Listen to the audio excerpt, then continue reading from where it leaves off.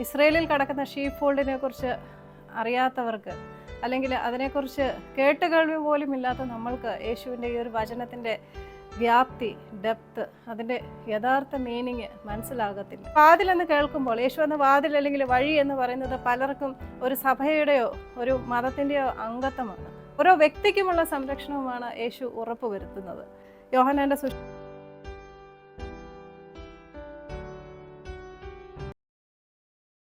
അത്യുന്നതന്റെ നാമത്തിന് മഹത്വമുണ്ടായിരിക്കട്ടെ. അത്യുന്നതൻ ജഡം ധരിച്ചെത്തിയ മനുഷ്യനായി വന്ന നസ്രയനായ യേശുവിൻ്റെ സത്യ ഏകദൈവത്തിൻ്റെ നാമത്തിന്, ബൈബിൾ പ്രകാരമുള്ള ഏകദൈവത്തിൻ്റെ നാമത്തിന് എന്നും എന്നേക്കും മഹത്വമുണ്ടായിരിക്കട്ടെ.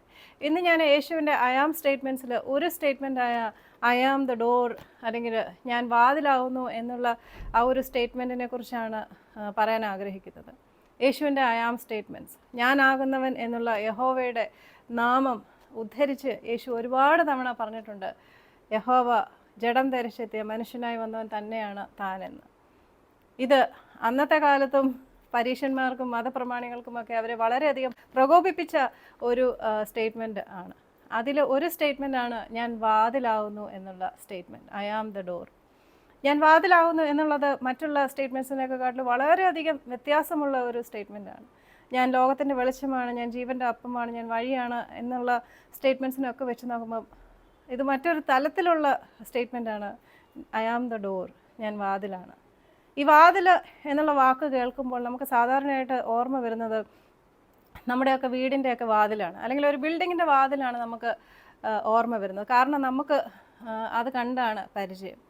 പക്ഷേ അന്ന് ഇസ്രയേലിലുണ്ടായിരുന്ന, അല്ലെങ്കിൽ യേശുവിൻ്റെ ശ്രോതാക്കളായ ആൾക്കാർക്ക്, അവർക്ക് നന്നായിട്ട് പിടികിട്ടി യേശു എന്താണ് ഉദ്ദേശിച്ചത് എന്നുള്ളത്. അന്നത്തെ അവരുടെ ആട്ടിടയർക്ക് വളരെയധികം സുപരിചിതമായ ഒരു കാര്യമാണ് ആടുകളുടെ വാതിൽ എന്നുള്ളത്. ഇതിനെക്കുറിച്ച് മനസ്സിലാക്കി തരാൻ വേണ്ടി ഞാൻ ഇസ്രയേലിലെ ഒരു ആട്ടുശാലയുടെ അല്ലെങ്കിൽ ഷീപ്പ് ഫോൾഡിൻ്റെ ചിത്രം ഈ ഒരു വീഡിയോയിൽ ഉപയോഗിക്കാൻ ആഗ്രഹിക്കുന്നു. ഇസ്രയേലിൽ കിടക്കുന്ന ഷീപ്പ് ഫോൾഡിനെ കുറിച്ച് അറിയാത്തവർക്ക്, അല്ലെങ്കിൽ അതിനെക്കുറിച്ച് കേട്ടുകേൾവി പോലും ഇല്ലാത്ത നമ്മൾക്ക് യേശുവിൻ്റെ ഈ ഒരു വചനത്തിൻ്റെ വ്യാപ്തി, ഡെപ്ത്, അതിൻ്റെ യഥാർത്ഥ മീനിങ് മനസ്സിലാകത്തില്ല. അതിനുവേണ്ടി നിങ്ങൾ ഈ ഒരു ആട്ടുശാല അല്ലെങ്കിൽ ഷീപ്പ് ഫോൾഡ് എങ്ങനെയാണ് ഇരിക്കുന്നതെന്ന് കാണുക. അവിടുത്തെ ഭൂപ്രകൃതി വളരെയധികം വ്യത്യാസമാണ്. അതുകൊണ്ട് തന്നെ നമ്മുടെ നാട്ടിലത്തെ പോലത്തെ ആട്ടിടയന്മാരുടെ സ്റ്റൈലോ അല്ലെങ്കിൽ ആട്ടുശാലയോ ഒന്നുമല്ല അവിടെ കാണുന്നത്. അപ്പോൾ ഈ ആട്ടുശാല എന്ന് പറഞ്ഞാൽ ഈ ചിത്രത്തിൽ കാണുന്നത് പോലെ തന്നെ കല്ലുകൊണ്ടോ തടി കൊണ്ടോ ഒക്കെ ഉണ്ടാക്കിയിരിക്കുന്ന ഒരു സംഗതിയാണ് അവിടുത്തെ ആട്ടുശാല എന്ന് പറയുന്നത്. അന്നത്തെ കാലത്ത് മാത്രമല്ല, ഇന്നും അവരുടെ ആട്ടുശാല ഇങ്ങനെ തന്നെയാണ്. ഇസ്രയേലിലും ആ പ്രദേശങ്ങളിലൊക്കെ കാണുന്ന ആട്ടുശാല ഇതാണ്. വിദേശിയായ ഒരാൾ ഇത്തരം ഒരു ആട്ടുശാല സന്ദർശിച്ചു. ആ ആട്ടുശാലയെക്കുറിച്ച് പറയുകയാണ്, ഇങ്ങനെയാണ് ഞങ്ങളുടെ ആട്ടുശാല എന്നൊക്കെ പറഞ്ഞതിന് ശേഷം വിദേശി അയാളോട് ചോദിക്കുന്നു, ഇതിന് വാതിൽ എന്തുകൊണ്ടാണ് ഇല്ലാത്തത്, ഇതിൻ്റെ വാതിൽ എവിടെയാണ് എന്ന് ചോദിച്ചതിന് ആ ആട്ടിടയൻ പറയുന്നു, ഐ ആം ദ ഡോർ, ഞാനാണ് ഇതിൻ്റെ വാതിൽ. അയാൾ ആ വിദേശിയോട് വിവരിക്കുകയാണ്, രാത്രിയാകുമ്പോൾ ആടിനെ എല്ലാം ഈ ആട്ടുശാലയിൽ കയറ്റിയിട്ട് ആ വാതിലിൻ്റെ സ്ഥലത്ത് ഞാൻ അവിടെ കിടന്ന് ഉറങ്ങും. ഒരാട് പോലും എൻ്റെ മേത്തൂടെ അല്ലാതെ, അല്ലെങ്കിൽ എന്നെ കടന്നിട്ടല്ലാതെ പുറത്തേക്ക് പോവുകയില്ല. ഒരാൾ പോലും, ഒരു കവർച്ചക്കാരനും ഒരു വന്യജീവിയും എൻ്റെ ആടുകളെ എടുക്കാൻ വേണ്ടി എന്നെ കടന്നല്ലാതെ അകത്തോട്ട് പോവുകയുമില്ല. ഞാനാണ് വാതിൽ. ഇപ്പോൾ നിങ്ങൾക്ക് മനസ്സിലായി കാണും ഞാൻ വാതിലാണ് എന്ന് പറഞ്ഞപ്പോൾ യേശു എന്താണ് ഉദ്ദേശിച്ചത് എന്ന്. യേശു ഉദ്ദേശിച്ചത് തൻ്റെ സംരക്ഷണത്തിൻ്റെ സുരക്ഷയാണ് അവരെ പറഞ്ഞു മനസ്സിലാക്കിയത്. എന്നാൽ ഈ ഒരു സംരക്ഷണത്തിൻ്റെ സുരക്ഷ എത്രത്തോളമാണ് യേശു ഉദ്ദേശിച്ചതെന്ന് നമുക്ക് മനസ്സിലാകണമെങ്കിൽ ആ ഒരു വേഴ്സിൻ്റെ കോണ്ടെക്സ്റ്റ് നമുക്ക് മനസ്സിലാകണം. ആ സന്ദർഭം എന്ന് പറയുന്നത് പരീക്ഷന്മാരും യേശു തമ്മിലുള്ള ഒരു സംവാദത്തിൻ്റെ ബാക്കി പത്രമായിട്ടാണ് യേശു ഈ ഒരു വേഴ്സ് പറയുന്നത്. എന്ന് വെച്ചാൽ പരീക്ഷന്മാർ യേശുവിനെ എങ്ങനെയെങ്കിലും കൊടുക്കാൻ വേണ്ടി നോക്കിയിരിക്കുന്ന സമയത്താണ് യേശു ജന്മന അന്ധനായ ഒരാൾക്ക് കാഴ്ച കൊടുക്കുന്നത്. അതോടുകൂടി ആയപ്പോഴത്തേക്കിന് അവർ വല്ലാതെ പ്രകോപിതരാകുന്നു. ആ ആളെ വിളിച്ചിട്ട് അവർ ചോദിക്കുന്നു, ശരിക്കും നിനക്ക് കാഴ്ച നൽകിയത് ആരാണ്, നീ ശരിക്കും അന്ധനായിരുന്നു എന്നൊക്കെ ചോദിക്കുമ്പോൾ ആ ആൾ പറയുന്നു, ജന്മനാ അന്ധനായിരുന്ന എനിക്ക് ദൈവമല്ലാതെ മറ്റാരാണ് കാഴ്ച തരാൻ, ദൈവത്തിനല്ലാതെ മറ്റാർക്കാണ് കാഴ്ച തരാൻ കഴിയുന്നത് എന്ന് ചോദിക്കുമ്പോൾ പരീശന്മാർ വളരെയധികം ക്ഷുഭിതരായിട്ട് ആ ആളെ പുറത്താക്കുകയാണ് ചെയ്യുന്നത്. ഇത് കണ്ട യേശു പരീശന്മാരുമായിട്ട് സംവാദം ആരംഭിക്കുകയാണ്. അതിനുശേഷമാണ് യേശു ഒരു ഉപമയുടെ രൂപത്തിലാണ് യോഹന്നാന്റെ സുവിശേഷം 10-ാമത്തെ അധ്യായത്തിൽ 1-ാമത്തെ വാക്യം മുതൽ യേശു ആടുകളുടെ ഇടയനെ കുറിച്ച് പറയുന്നത്. ഇവിടെയാണ് യേശു പറയുന്നത്, ആടിൻ്റെ വാതിലിൽ കൂടി അല്ലാതെ കടക്കുന്നവനെല്ലാവരും കവർച്ചക്കാരനും കൊള്ളക്കാരനുമാണ് എന്നുള്ളത്. എനിക്ക് മുമ്പേ വന്നവരെല്ലാം കവർച്ചക്കാരനും കൊള്ളക്കാരനുമാണ് എന്ന് പറയുന്നതിൽ കൂടി യേശു ഉദ്ദേശിക്കുന്നത് പരീശന്മാരുടെയും മതപ്രമാണികളുടെയും സ്വഭാവത്തെക്കുറിച്ച് തന്നെയാണ്. തൻ്റെ ആടുകളുടെ ചിതറിപ്പോയ തൻ്റെ ആടുകളുടെ അവസ്ഥ മനസ്സിലാക്കി അവരെ വഴി നടത്താൻ ആരുമില്ലല്ലോ എന്നുള്ള ആ ഒരു കാര്യം മനസ്സിലാക്കി വളരെയധികം ദയനീയപൂർവ്വമുള്ള ഒരു പ്രസ്താവനയാണ് യേശു നടത്തുന്നത്. കൊയ്ത്ത് അനേകമുണ്ട്, പക്ഷേ വേലക്കാർ വളരെയധികം കുറവാണ് എന്നും യേശു പറയുന്നുണ്ട്. തൻ്റെ ആടുകളെ വഴി നടത്താൻ ആൾക്കാരില്ല.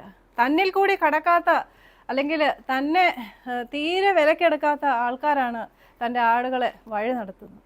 അങ്ങനെയുള്ളവർ കവർച്ചക്കാരും കൊള്ളക്കാരുമെന്ന് യേശു വിധി എഴുതുന്നു. ആ ഒരു അവസ്ഥയിൽ, തൻ്റെ ജനത്തിൻ്റെ ദയനീയമായ അവസ്ഥയിലാണ് യേശു പറയുന്നത്, ഞാൻ വാതിലാണ്, എന്നിൽ കൂടി കടക്കുക, എന്നിൽ കൂടി കടക്കുന്നവരെല്ലാവരും രക്ഷിക്കപ്പെടും എന്ന് പറയുന്നത്.